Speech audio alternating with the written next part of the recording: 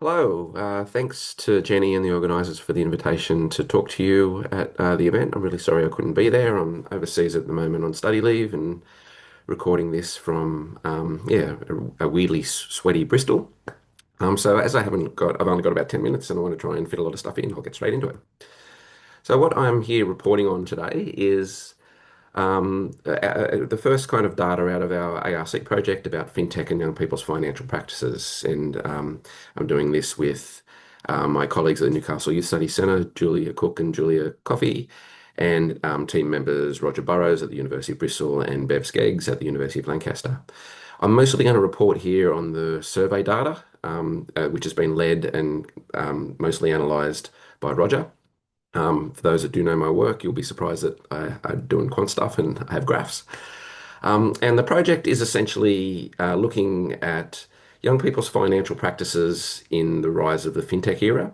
So we're done this survey. We've done about 25 of the 100 interviews we plan to do. We're doing some workshops as well on specific aspects of this stuff in one part of the project. In the other part of the project, we're doing a kind of huge political economy study of the industry itself. And what we're finding there at the moment is kind of blowing my mind. The kind of ownership structures, the fact that if you buy a share on eToro, you don't really own the share. There's all kinds of weird things going on there. So, and then at the end, we're planning on bringing those two things together. In terms of fintech, we've narrowed it down to these 8 areas. It's a bit of a problem in this area because new things happen very quickly. We decided not to do stuff about labor, like gig work and sex work and prop tech and stuff like that. Those things are fintech, but we wanted to focus on young people's money use. So we got these 8 things here. Banking, buy now, pay later, gambling, cryptocurrency, share trading, wage access, money transfer, and budgeting. They're the 8 that we had when we did the survey. We're adding kind of prediction markets and stuff like that to it now, as well as we do the interviews. So, what do we want to say about those things? Very broadly at the moment, they're routine. Fintech is just near universal now amongst the age group that we're looking at. It's definitely not a niche practice anymore. There's overlapping use between different kinds of fintech happening near all the time. I think something like buy now, pay later is pretty much mainstream. Kind of when we started doing this kind of research 5 years ago, it was mostly used by young women, and now it's evenly used by young women and men, mainly because I think that there's been a different marketing and about that. But the more speculative end of gambling and crypto, still tends to be quite male dominated. So while this is kind of universal system, it's entered from very different class positions, and I'll talk about aspects of that throughout the talk.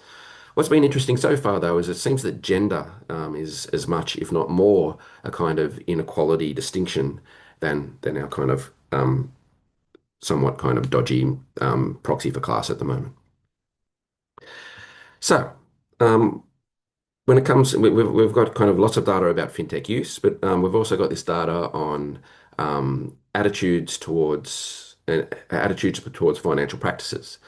So, firstly, we asked across these 3 genres here about financial stress. We kind of surveyed about 8 different markers of financial stress. Have you sold something recently? Have you skipped a meal? Have you not been able to pay a bill? So that's about the materiality of the here and now for the participants. We asked about self-perceived financial confidence, about their financial literacies, what they think they do and don't know. So that's very much about self-perception. We don't know if they're financially literate or not.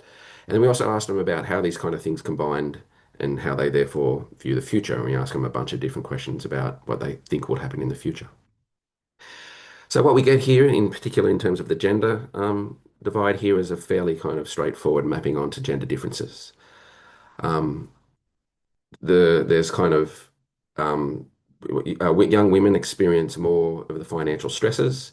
So about 45% of young men and under 40% of young women have no financial stresses, but you'll see when it gets to having 3 or more financial stresses, there's quite a significant difference there.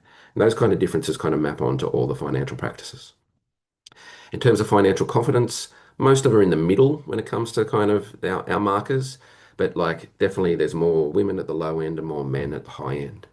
I will say that now that we're doing the interviews, that survey is data is definitely about self-perception Because when we're doing the interviews, sometimes we'll talk to a young man and he'll tell us that he's really good with money, and then like 5 minutes later he'll tell us that he lost like 30 grand last year on Dogecoin or something. So again, that's more, it seems to be about masculine orientations toward this, and we're kind of drawing that out a lot more in the data.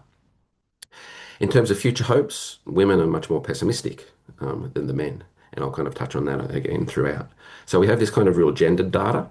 But when it comes to kind of class and inequality, which is kind of what the day is about, um, the we're building a kind of class measure at the moment, so we're still getting to that out of the data that we have.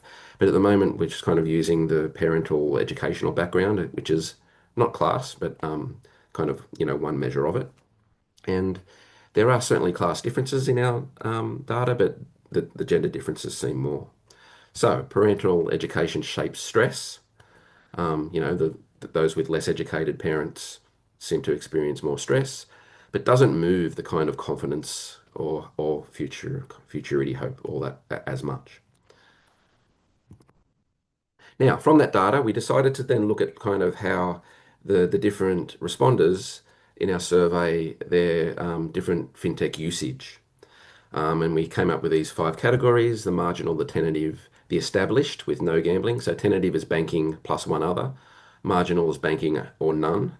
98% have a banking app, so we couldn't just kind of use that. We had to kind of go a bit beyond that. Established is like using 3 to 5 of the different fintechs with no gambling. Established with gambling is the same thing but with a gambling app. And then the highly engaged is using 6, 7, or 8 of them. You'll see there in that middle thing there that there's kind of a curve. Most of them are kind of in the middle, the established kind of tentative kind of established with gambling. The highly engaged and the marginal are much smaller, but you also see there a kind of fairly straightforward gender difference, where women cluster in the marginal and tentative positions, men dominate the gambling, inclusive and highly engaged profiles. So you'll see that expressed here in these graphs as well. Very markedly down the marginal non-users, 73% of the category there is women. But when you look at the kind of parental education background thing, it shifts the highly engaged share. So it seems those with more parental education in their socialization have a little bit more confidence or a little more financial freedom to engage with this kind of stuff and to be more highly engaged. Um, Again, it's not linear and it's not huge differences, but like we have some kind of key statistical relevant differences there. So highly engaged users tend to be more having both parents at uni. Um, Marginal users tend to have parents that neither went to uni. And there's a bit of a mix in the middle there. Again, from those kind of data, we then extrapolated even more and came up with these kind of financial practice dispositions. And you can see the kind of Borgesian nature of these. And these were constructed from a 3-way crosstab of the stress, confidence, and future data. We have the secure optimists, who are low pressure, feel capable, expect things to work out. Confident realists, feel capable, moderately hopeful about the future. Constrained optimists, understrained but still confident and positive. Um, we have 2 kind of categories in the middle where the most, almost 50% of the survey respondents are. The buffered middle, protected from severe strain, unsure of direction. The managing middle, some pressure, getting by, expectations moderate. And then we have the more pointy end of the financial practice dispositions. The strained middle, under heavy pressure, outlook restrained rather than bleak. Strained managers, pressure present, they're coping, they have little optimism about the future though. And low confidence pessimists, the real kind of desperate end, strained, doubtful of their own capability, and have fairly bleak outlooks. In terms of the gender and educational background divides, again, we have some kind of clear patterns. Again, fairly straightforward. You probably expect them. From what I've said already, the females tend to be more low confidence, the men at the more optimist end. Again, I think the qualitative data will draw that out a little bit in terms of the reality of that situation. And then the education kind of loads the optimist end, optimist end. Those with neither parent that went to uni are much more likely to be in those 3 positions at the more pointy end. And if I go back here, you'll see that like where 50% are in the middle, 20% are in the more optimist, kind of seems more privileged end, and 30% are in the kind of bottom end. So the ones that aren't in the middle skewer more to that bottom end. So overall, what do we have here? We have optionality for men and contained from women. It seems to come out of the survey data.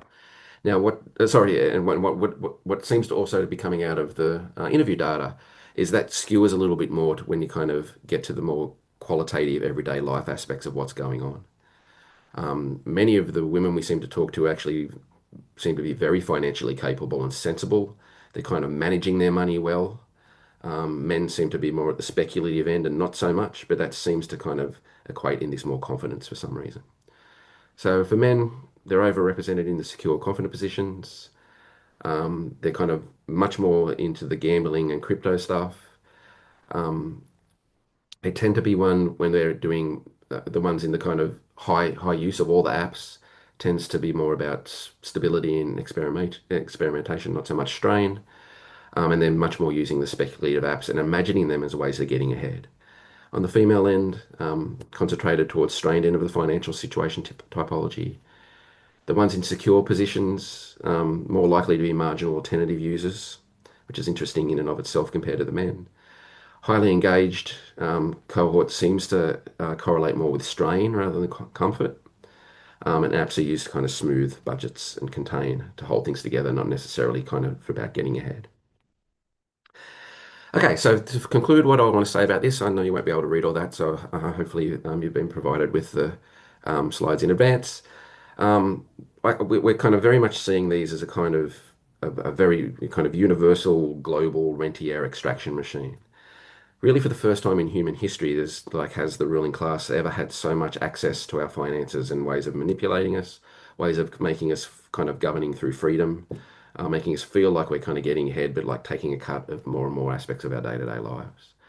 The data stuff here is really important.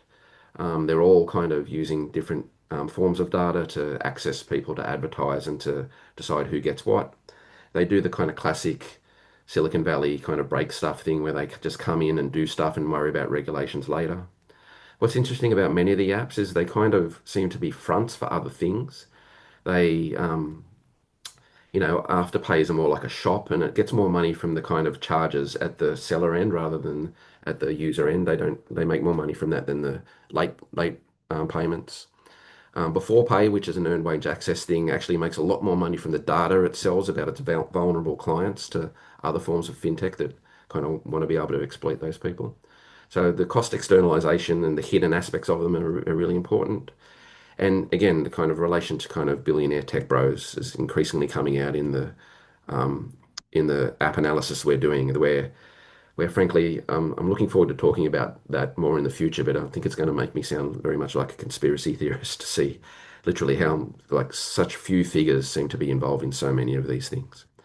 So overall, these things we're very much looking at the moment as kind of this rentier extraction machine that's very much aimed at the working classes, but like is kind of extracting out of all the classes.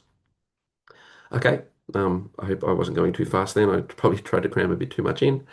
And I hope this is kind of a research that you're interested in. We're publishing out it at the moment, so if you're interested in it, please get in touch. Thanks. Bye.